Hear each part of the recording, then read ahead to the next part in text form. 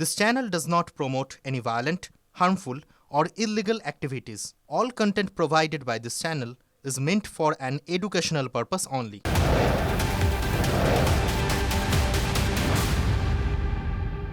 মুর্শিদাবাদে একটি স্কুল গাড়িতে ধাক্কা ট্রেনের মৃত্যু হয়েছে এক ছাত্রের, জখম হয়েছেন আরো 7 জন। আমরা জানবো আরো বিস্তারিতভাবে। আমাদের সঙ্গে কৌশিক আমাদের প্রতিনিধি রয়েছেন। কৌশিক, আমরা ছবি দেখতে পাচ্ছি, খুব বিভৎস ছবি। ঠিক কি জানা যাচ্ছে, কি হয়েছে এই ঘটনা?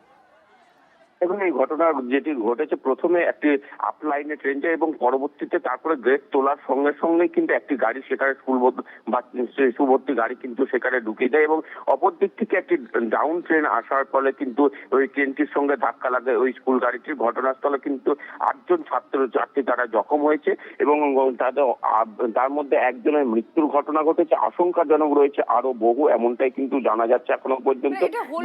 কৌশিক, রেল গেট ছিল না কি করে স্কুল গাড়ি কি করে এলাকার মানুষের মূলত অভিযোগ যে লেভেল ক্রসিং রয়েছে, সেই লেভেল ক্রসিংটি প্রথম ট্রেনটি আপ লাইনে ট্রেন চলে যাওয়ার পরে কিন্তু তুলে দেওয়া হয়েছিল, আর সেই সময় এই গাড়িটি ঢুকে যায়। এই যে স্কুলের শিশুভর্তি যে গাড়ি ছিল সেই গাড়িটি চলে যায়, সেই সময় এই দুর্ঘটনা। অপর দিক থেকে যে ডাউন ট্রেন, সেই ডাউন ট্রেনটি এসে এই ধাক্কা মারে এই স্কুলের শিশুভর্তি যে গাড়ি, সেই গাড়িতে। তারপরেও রেল গেট তুলে দেওয়া হয়েছিল।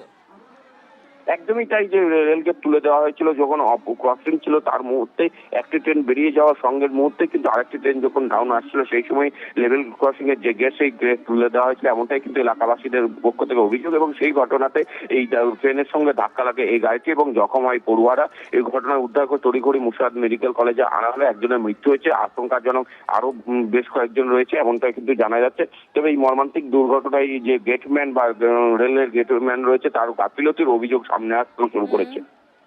ধন্যবাদ কৌশিক, আমাদের প্রতিনিধির সঙ্গে ছিলেন। আপনারা শুনলেন যে গাফিলতির অভিযোগ করা হচ্ছে রেলের যে গেটম্যান থাকেন, কারণ যখন আপলাইনের গাড়ি চলে গিয়েছে পরেই এই রেলগেট তুলে দেওয়া হয়েছিল, অথচ ডাউনের জন্য সিগন্যাল দিয়ে রাখা হয়েছিল।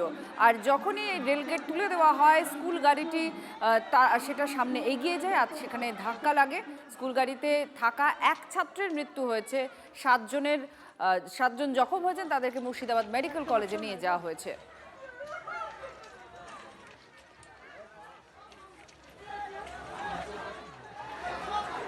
পার হতে পারতাম না, জানো রেলগেট চালা থাকলে ঘরে পার হতে পারতাম না, জানো রেলগেট খোলা ছিল।